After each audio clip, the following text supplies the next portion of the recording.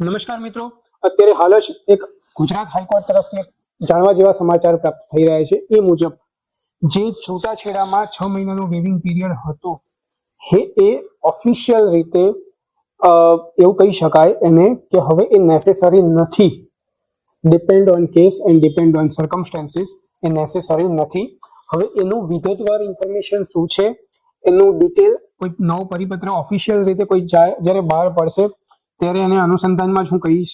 પણ એ પહેલા મહત્વની વાત કહું કે હા, જે ડિક્લેરેશન કે એવી કંઈ પણ રીતનું જે આવ્યું છે સમાચાર, તો એ માટે કહીશ કે આની પહેલા પણ ગુજરાત હાઈકોર્ટે જજમેન્ટની અંદર કીધું હતું કે 6 મહિનાની જે પીરિયડ જે છે વેવિંગ પીરિયડ એ આવશ્યક નથી. એ ઓલરેડી જજમેન્ટમાં તો આવી જ ગયું છે, જેના માટે મેં 13B ને લગતા વિડીયો બનાવ્યા છે કે બંનેનું મ્યુચ્યુઅલ કન્સેન્ટ ડિવોર્સ હોય, પરસ્પર સંમતિથી જ્યારે છૂટાછેડા થતા હોય ત્યારે 6 મહિનાનો સામાન્ય રીતે વેવિંગ પીરિયડ મળતો હોય છે.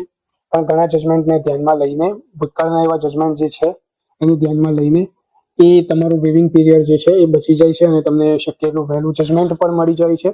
અને બંને જે પુરુષ અને સ્ત્રી હોય છે પોતાની નવી આવવાવાળી જિંદગી સારી રીતે એમાં આગળ વધી શકે છે.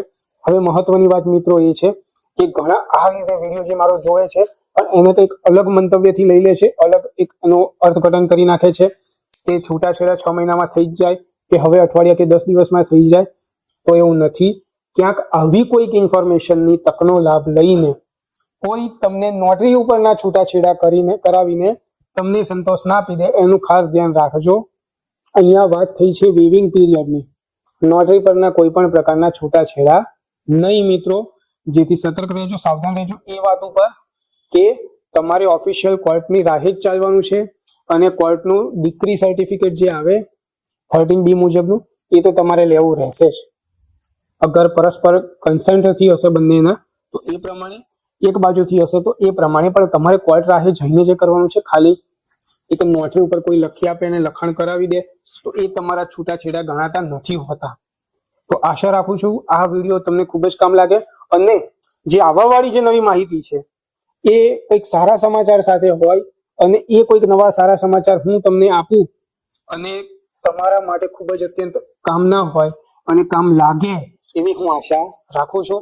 તે સાથે હું ફિલહાલ આ વિડીયોને અહીંયા પૂર્ણવિરામ આપું છું. જય હિન્દ, જય ભારત, જય સંવિધાન.